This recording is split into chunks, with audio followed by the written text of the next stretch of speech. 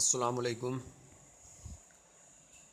साथियों, फिर हाज़िर हूँ आपकी खिदमत में एक नया वीडियो लेकर। बहुत से हमारे चैनल के सब्सक्राइब साथी कई दिनों से कह रहे हैं कि सीटेट पर कोई वीडियो बनाया जाए। वक्त की कमी के चलते वीडियो अपलोड नहीं कर सका, लेकिन अब फॉर्म ऑनलाइन हो रहे हैं और लगभग 16 सितंबर को डेट इसकी मुकर्रर थी। लेकिन अब सुनने में आ रहा है कि ये एग्ज़ाम सीटेट 2018 सितंबर वाला आगे होगा।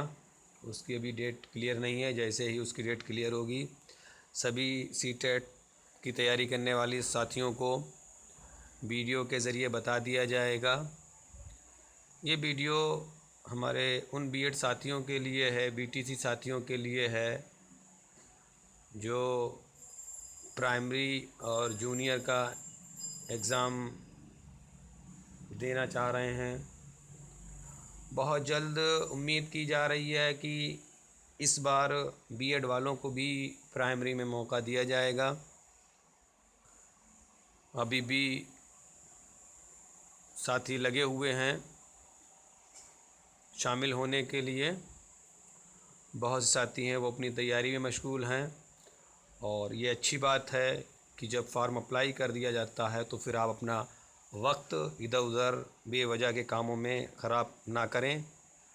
इम्तहान जो होगा वो अपने टाइम पर होगा, लेकिन आप अपनी तैयारी जारी रखें, क्योंकि जो लगातार अपनी तैयारी जारी रखता है इंशाअल्लाह कामयाबी ज़रूर पाता है। तो आज हम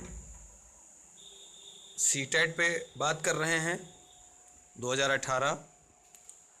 तो इसमें प्राइमरी लेवल में 5 सेक्शन होते हैं, जिसमें आपके एक साइकोलॉजी, दूसरा आपका लैंग्वेज, और एक तीसरी सेकेंड लैंग्वेज, और आपका इन्वायरमेंट और मैथ। ये 5 सेक्शन में प्राइमरी बटा हुआ होता है, और जूनियर 4 सेक्शन में होता है।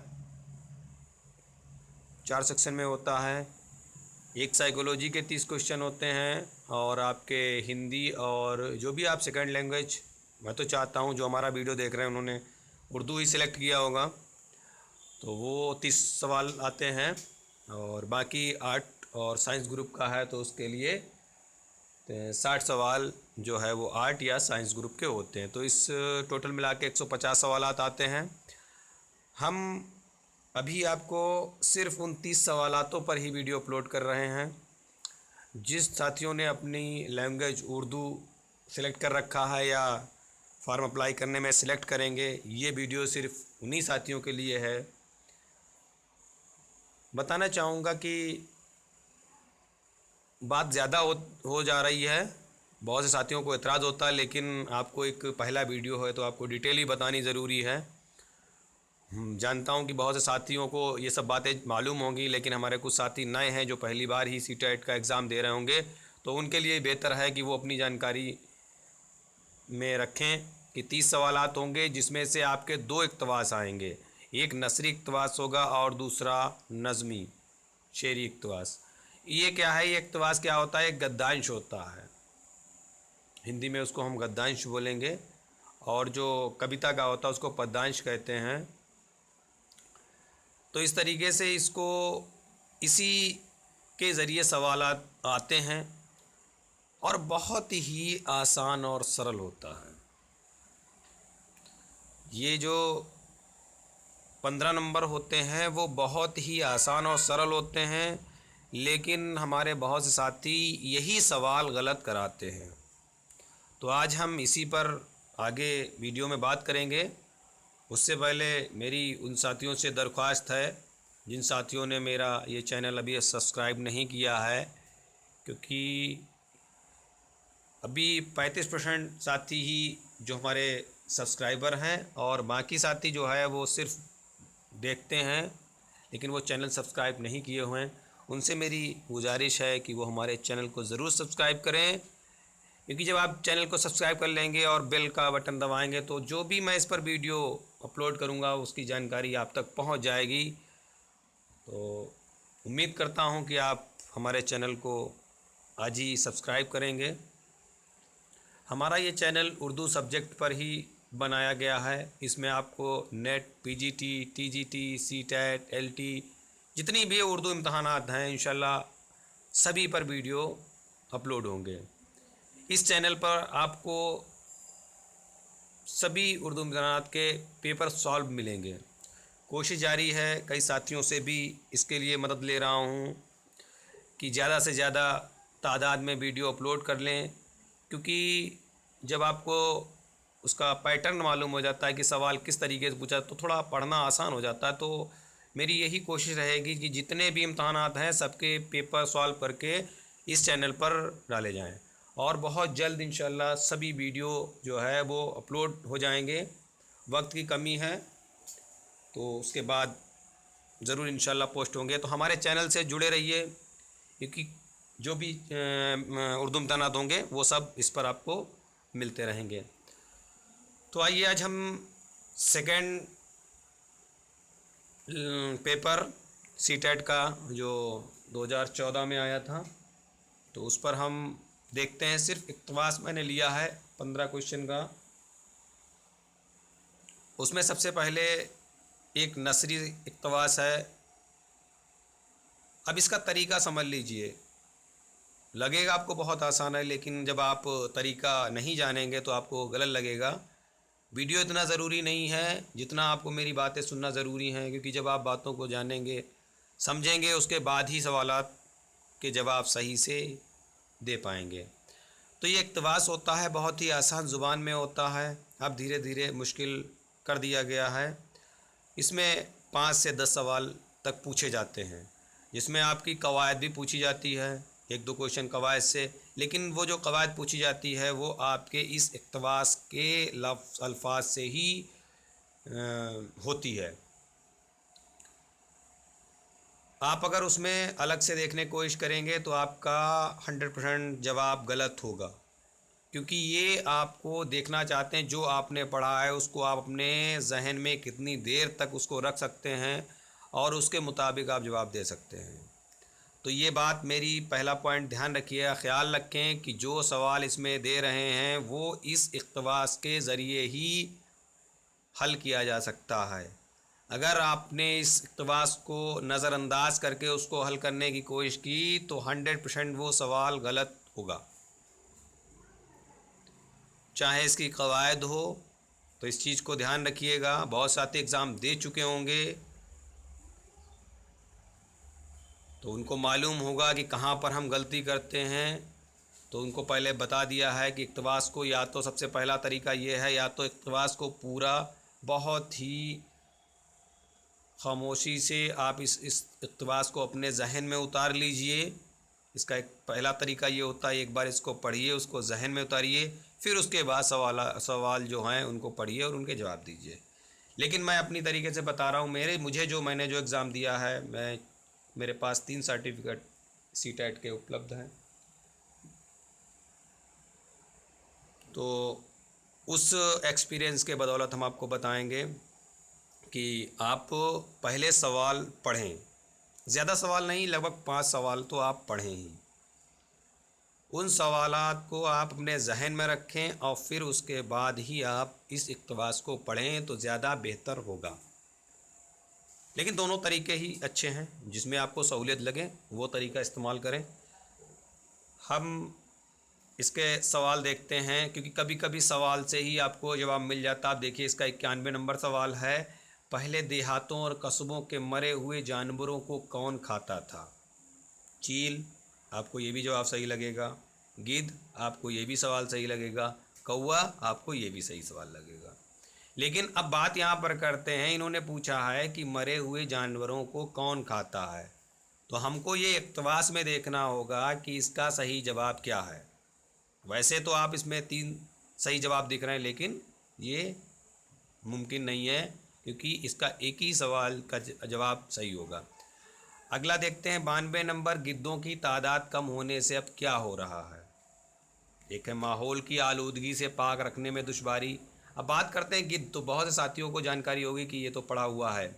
माहौल साफ़ सुथरा हो रहा है, जंगल कटते जा रहे हैं, मौसम की शिद्दत बढ़ती जा रही है। तो सबसे पहले जब यहाँ पर गिद्ध की बात आ गई तो इसके मतलब जो इत्तेबास है वो गिद्ध से ही मुश्तमिल है, मतलब उसी का ही इसमें बात जिक्र किया जा रहा है। तो अब ऊपर का ऐसे ही सवाल आप अपना इसका जवाब दे सकते हैं, गिद्ध ही होगा। लेकिन 100% आप बात मत कीजिएगा जब तक इत्तेबास ना पढ़ लें। अब इसमें क्या होता है, गिद्ध जो होते हैं वो लाशों को खाते हैं, ये तो सभी की जानकारी में होगा। तो इसमें क्या है, माहौल की आलूदगी से पाक रखने में दुश्वारी हो रही, माहौल साफ़ सुथरा हो रहा है, जंगल कटते जा रहे हैं, मौसम की शिद्दत बढ़ती जाए। तो गिद्धों की तादाद अगर उनकी संख्या कम हो जाएगी तो क्या होगा, जो माहौल है उसको आलूदगी से पाक रखने में मुश्किल गलत दुश्वारी आएगी। तो इसका जो सवाल का जवाब होगा जहाँ तक वो यही होगा। लेकिन अभी मैं क्लियर नहीं करूँगा, मैं आपको बता रहा हूँ, क्योंकि जब तक हम उसको पढ़ नहीं लेंगे जब तक कोई भी जवाब क्लियर नहीं करेंगे। अगला सवाल देखते हैं, गिद्ध बसेरा करते हैं। अब ये भी आप बहुत आसान सवाल है। गिद्ध बसेरा, कलब बसेरा माने रहते कहाँ हैं, तो जंगल में बड़े दरख्तों पे, किसी मैदानी इलाके में, किसी पहाड़ के ऊपर, वीरान खंडर के अंदर। तो मालूम है कि गिद्ध अक्सर जो है वो दरख्तों, बड़े बड़े जो दरख्त होते हैं, बरगद के पेड़ वगैरह होते हैं, उन पर रहते हैं। तो इसका सही जवाब एक होगा, लेकिन हम इसको क्लियर नहीं करेंगे। अगला सवाल देखते हैं, गिद्धों की तादाद में कमी की वजह क्या है। तो जब वो बड़े दरख्तों पर रहते हैं तो इसमें क्या होगा, गिद्धों का हिजरत करना, मतलब दूसरी जगह पहुंच जाना, ये भी गलत है। मौसम की शिद्दत, ये भी नहीं है। ज़्यादा बारिश होना, ये भी नहीं है। सिनतों और बस्तियों को बसाने के लिए जंगल काटना, क्योंकि ये दरख्तों पे रहते हैं इसलिए जंगल काटने की बात आ रही। तो जहाँ तक यही इसका जवाब सही होगा। अगला सवाल देखते हैं, शहरी इलाकों की हालत नाजुक है। शहरी इलाकों की हालत नाजुक है क्यों, वसाइल कम होने से, आलूदगी की वजह से, करप्शन की वजह से, तालीम ना होने की वजह से। तो शहरी इलाकों की हालत नाजुक मतलब बदतर या कमज़ोर, ठीक है। क्यों है, क्योंकि वहाँ पर आलूदगी मतलब प्रदूषण बहुत अधिक हो गया है इस वजह से। तो ये हम 5 सवाल अपने जहन में रखते हैं। आइए देखते हैं अब हम इसका सही जवाब क्या होगा। यह है, कुदरत ने ऐसे कई परिंदे और जानवर पैदा किए जो माहौल को साफ़ सुथरा रखने के लिए ज़िम्मेदार हैं, क्योंकि वो बहुत सी ही सड़ी गली चीज़ों को अपनी ग़िज़ा के तौर पर खा जाते हैं। ऐसी सफाई करने वाले परिंदों और जानवरों की मौजूदगी सेहतमंद माहौल बनाए रखने में मददगार साबित होगी। गिद्ध की शोहरत भी सफाई करने वाले परिंदे के तौर पर रही है। अब यहाँ पर क्या हुआ है, मतलब जो सफाई करते हैं इसके मतलब मरे हुए जानवर को आते हैं। तो यहाँ पर पहला सवाल 91 का हो जाएगा कि ये गिद्ध ही है जो मरे हुए जानवरों को खाकर सफाई करता है। मगर अब उनकी तादाद कम दिन ब दिन कम होती जा रही है और माहौल की आलूदगी से पाक रखने में दुश्वारी होती। देखिए आइए, माहौल की आलूदगी को पाक रखने में दुश्वारी। दूसरा सवाल देखते हैं, 92 नंबर देखिए, ये लिखा माहौल को आलूदगी से पाक रखने में दुश्वारी। तो हमारा ये 92 नंबर भी सवाल यहाँ पर सही हो जाता है। दूसरा उसके बाद देखते हैं, पहले ये होता था कि देही इलाकों और कस्बों में मरे हुए जानवरों को रिहायशी इलाके से दूर फेंक दिया जाता था, जहाँ थोड़ी ही देर बाद उनको खाने के लिए सैकड़ों की तादाद में गिद्ध पहुँचते थे। लेकिन आज ये लाशें हफ्तों तक पड़ी रहती हैं, जिससे इलाके में गंदगी और बदबू फैल जाती। शहरी इलाकों की हालत भी नाजुक हो जा रही है और मुर्दा जानवरों के पड़े रहने से शहरी इलाके भी आलूदगी के मसाइल से दो चार हो रहे हैं। यहाँ पर आ गए शहरी इलाके क्यों कमज़ोर हो रहे हैं, आलूदगी के मसाइल। ये भी एक सवाल आपका है, जहाँ तक 95 नंबर है उसमें ये पूछा गया। तो ये भी इसका सवाल सही जवाब सही होगा। सवाल यह है कि आखिर गिद्धों की तादाद में किस वजह से वाक़या हो रहे हैं, मतलब जो गिद्ध की तादाद है वो कम क्यों हो रही। तो इसके लिए भी क्योंकि वो दरख्त पे रहते हैं इसलिए उनका। तो जो चौथा सवाल था 94 नंबर, उसका जंगल जो है वो दरख्त कटते जा रहे हैं जिसकी वजह से तादाद कम हो रही है। इसको और पढ़ते हैं, माहिरीन के मुताबिक इसकी एक बड़ी वजह शहरी इलाकों का तेज़ी से फैलना और ऐसे ज़्यादातर सिनतों के बढ़ने से हुआ। सिनतों बस्तियों को बसाने के लिए जंगल साफ़ किए जा रहे हैं। देखिए ये मिल गया सब जवाब यहाँ पर, सिनतों और बस्तियों को बसाने के लिए जंगल साफ़ किए जा रहे हैं और जंगली इलाके कम होते जा रहे हैं। बड़े परों वाले गिद्ध बड़े दरख्तों पर अपने घोंसले बनाते हैं। देखिए आगे, बड़े दरख्तों पर अपने घोंसले बनाते हैं और वहीं पर अपना बच्चे पैदा करते हैं। यही इनकी कुदरती रिहाइश है, मतलब रहने की जगह है। लेकिन जंगलों के उजड़ने से उनके ठिकाने भी उजड़ गए और उनकी तादाद में कमी आई, जिस वजह से जब बस्तियां बनी हैं तो उनकी जंगलों को काट कर ही बस्तियां बनाई गई हैं, जिसकी वजह से जब जंगल कटे हैं तो इनके रिहायशी जगह जब बर्बाद हो गई तो ये एक जगह से दूसरे जगह गए और धीरे धीरे ये कम होते चले गए, तो इनकी तादाद में कमी आ गई है। तो हम देखते हैं पहले का सवाल जो 91 नंबर है उसका आपका गिद्ध ऑप्शन 3 नंबर सही होगा। दूसरा है गिद्धों की तादाद में कमी होने से अब क्या हो रहा है, माहौल की आलूदगी से पाक रखने में दुश्वारी हो रही है। और 93 नंबर देखते हैं गिद्ध बसेरा क्लब गिद्ध कहाँ रहते हैं, तो जंगलों में बड़े दरख्तों पर, ये भी क्लियर आपको इक़्तिबास में हो गया है। 54वां सवाल है गिद्धों की तादाद में कमी की वजह क्या है, यानी कारण क्या है, रीज़न क्या है, तो गिद्धों की हिजरत करना नहीं है, सिनतों और बस्तियों को बसाने के लिए जंगल काटना। तो ये जब बस्तियों को बसाया था जंगल काटने, तो यही इसका सही जवाब है। अगला सवाल हम देखते हैं जंगलों कटने से किसके ठिकाने उजड़ गए, तो कबूतरों के तो मतलब ही नहीं क्योंकि उसकी बात ही नहीं आई है, शेर और हाथी की भी बात नहीं आई है, छोटी चिड़ियों की बात नहीं है, बड़े परों वाले गिद्धों की बात आई है, क्योंकि ये इक़्तिबास गिद्धों पर है, इसलिए इसका सही जवाब गिद्ध ही होगा, चौथा जवाब होगा। अब आइए हम देखते हैं तो 97 नंबर सवाल देखते हैं कि जेल में से कौन सा लाहिका है, तो इसमें जो है वो कवायद से सवाल पूछ लिया गया है, लाहिका और साबिका। इसमें 3 साबिका हमसफ़र, खुशमिजाज, गैर, जिसमें जो है हम है, खुश है, गैर है, ये साबिका हैं। और लाहिका में सेहतमंद, इसमें एक ही है, इसलिए इसका जवाब बी सही है।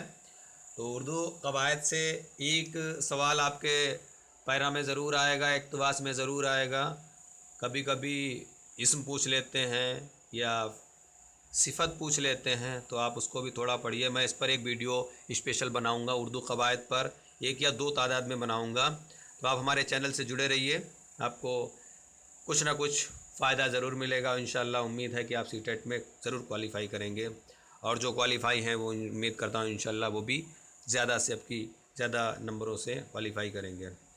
अब अगला सवाल देखते हैं गिद्धों की शोहरत किस बिना पर है, ऊंचा उड़ने की वजह से क्लब वो क्यों पहचाने जाते हैं, शोहरत माने किसी चीज़ को पहचानना, आखिर इनकी वजह क्या, क्यों पहचानते हैं, तो ऊंचा उड़ने की वजह से, सफाई करने वाले परिंदे के तौर पे, गंदगी करने वाले परिंदे के तौर पे, बड़ा परिंदा होने की वजह से।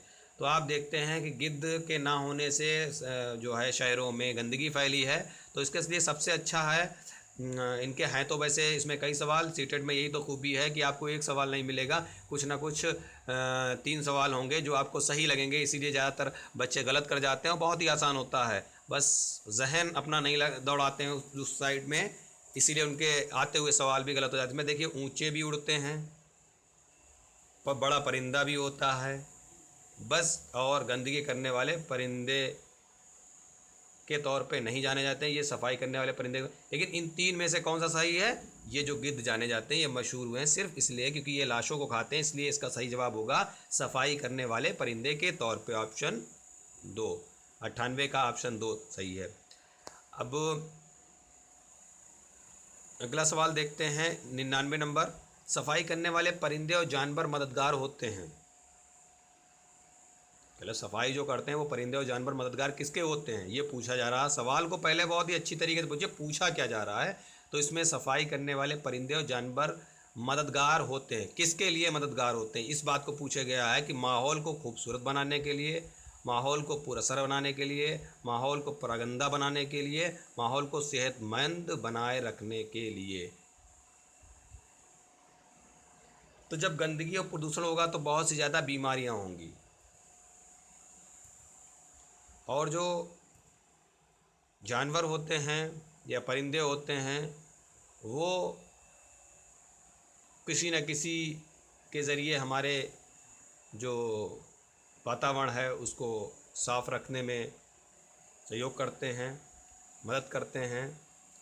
तो इसका सही जवाब जो है माहौल को खूबसूरत बनाने में, क्योंकि जब आपका माहौल ही खूबसूरत होगा तो ना तो कोई बीमारी होगी, ना कोई उस पर कोई कमी आएगी। तो इसका सही जवाब 1 माहौल को खूबसूरत बनाने में। अब आगे देखते हैं, ये तो आपका हो गया नसरी इक़्तिबास। अब आइए नज़्म पर जो शेरी इक़्तिबास होगा वो भी आपका होगा।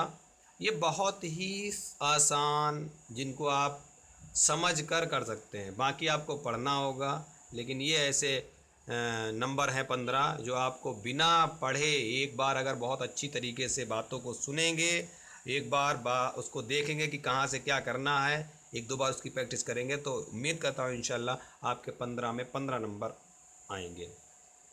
बाकी आपको बहुत कुछ पढ़ना पड़ेगा, लेकिन उर्दू लैंग्वेज में अगर आप 2 इक़्तिबास तैयार कर लेते हैं तो 15 नंबर मतलब 50% आपका नंबर है। बाकी आपका बचता 15, तो कितना भी कम हो तो 7 तो आ ही जाएंगे, तो 22 से 25 नंबर तो आपके आने ही आने हैं, थोड़ी भी मेहनत करते हैं। तो ये आपके लिए उर्दू जो सब्जेक्ट लिया है, जिन साथियों ने लेने वाले हैं उनके लिए बहुत अच्छा होगा, क्योंकि बहुत ही आसान होता है ये, बस समझने की ज़रूरत होती है। उम्मीद करता हूँ कि हमारी बातों को आप अच्छी तरीके से सुनेंगे और उसको समझने की कोशिश करेंगे, तभी आपके लिए ये मुफीद होगा। क्योंकि बिना समझे मैं आगे इस पर सवाल जवाब के भी वीडियो बनाऊंगा, लेकिन वो कम फ़ायदेमंद होंगे।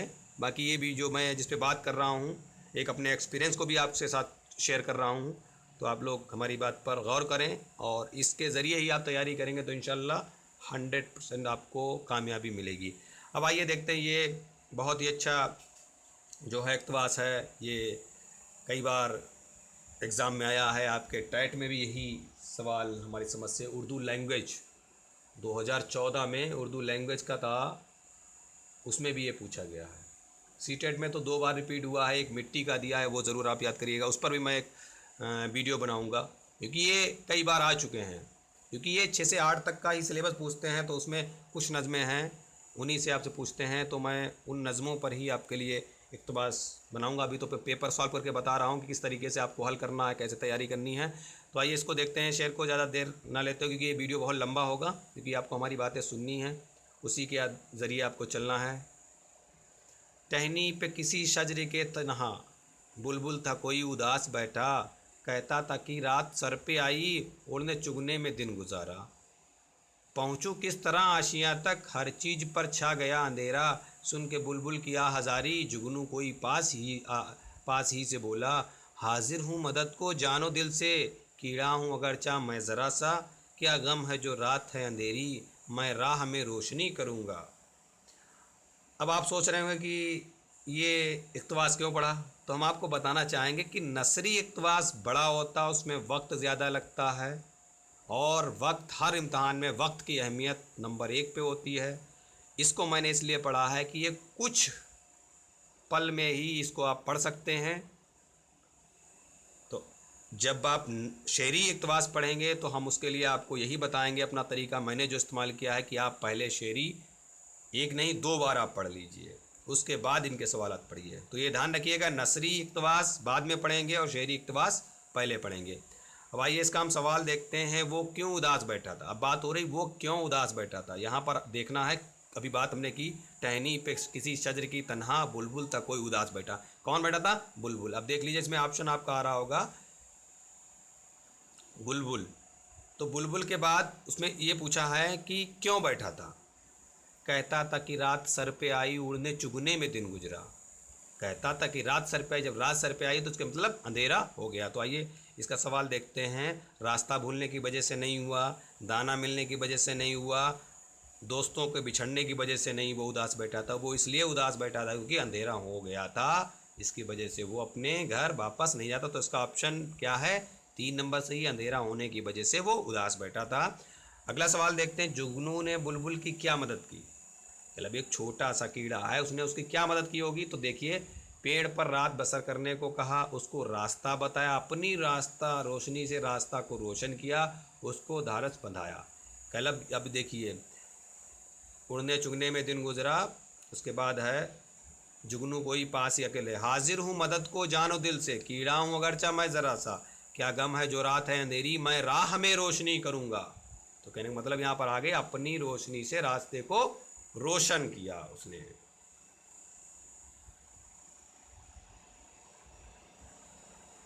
अगला सवाल अब देखिए, इसमें आ गया कवायद की मैं बात करता हूँ। एक सवाल आपका कवायद से आना है तो एक वीडियो या 2 वीडियो मैं कवायद पे ज़रूर बनाऊँगा, क्योंकि उससे आपके 2 नंबर बहुत ही आसानी से आपको मिल जाएंगे। तो आप हमारे चैनल से ज़रूर जुड़े रहिएगा। तो देखिए, अंधेरे का मुद्जात क्या है। तो यहाँ पर अंधेरे से हम मुद्जात जो लेंगे वो उजाले से है।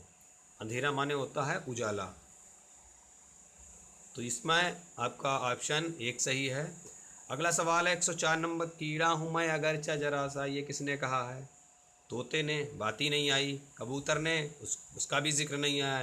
चिड़िया ने, उसका भी जिक्र नहीं आया। जिक्र किसका है? जुगनू ने। ये कहाँ पे कहा है? हाजिर हूँ मदद को, हाजिर हूँ मदद को, जानो दिल से, कीड़ा हूँ अगरचा मैं ज़रा सा। ठीक है, तो इसमें कहाँ से ने कहा है? जुगनू ने। तो 104 नंबर सवाल हो गया जुगनू ने। तो इसमें 6 सवाल आए हैं, ऊपर 9 सवाल पूछे गए हैं, तो 9 6 15 सवाल होते हैं, ये 15 नंबर आपके पक्के होते हैं। अब इसमें आखिरी सवाल है 105 नंबर, बुलबुल कहाँ बैठा था? तो इसमें देखिए, दरख्त के ऊपर बैठा था, दरख्त की शाख पर बैठा था, दरख्त के नीचे बैठा था, दरख्त की टहनी पर बैठा था। तो ये दरख्त की टहनी पर, इसका ऑप्शन 4 नंबर सही है। तो ये था हमारा इक़्तिबास पर एक पहला वीडियो सीटेट के साथियों के लिए। अगर आपको अच्छा लगता है तो आप ज़रूर बताइए कमेंट बॉक्स में, क्योंकि जिस तरीके से आप बताएंगे उसी तरीके से मैं आगे आपकी तैयारी कराने के लिए कोशिश करूंगा। क्योंकि अगर गलतियां हैं, आपकी समझ में नहीं आता है, तो एक बार अपना मशवरा ज़रूर दीजिए कि आपको किस तरीके से तैयारी करनी है, किस तरीके से आपको अच्छा लगता है, किस तरीके से हम अपने वीडियो में चेंजिंग लाएँ। तो जब तक आप ये नहीं बताएँगे, जब तक हमें अपनी कमी महसूस मालूम नहीं होगी। तो उम्मीद करता हूँ आपको मेरा वीडियो अच्छा लगा होगा। लेकिन आपसे मेरी एक दरख्वास्त है कि सीटेट के जितने भी साथी आपके हैं जानने वाले, जिन्होंने भी उर्दू लैंग्वेज सेलेक्ट किया है, उनको हमारे चैनल से ज़रूर जोड़ें। क्योंकि जितने साथी हमारे चैनल से जुड़ेंगे उतने ही ज़्यादा हम इस पर वीडियो अपलोड करने की कोशिश करेंगे। कम साथी होंगे तो हमें कम ज़्यादा वीडियो अपलोड नहीं कर पाऊँगा, क्योंकि बाकी भी हमारे अन्य और इम्तिहानात हैं, उन पर भी हमें वीडियो अपलोड करने पड़ेंगे। इसलिए आपसे दरख्वास्त है कि आप सीटेट की तैयारी करने वाले ज़्यादा से ज़्यादा साथियों को ये मेरा वीडियो ज़रूर शेयर करें, और जो कमी हो उसको ज़रूर बताएं। अल्लाह हाफ़िज़।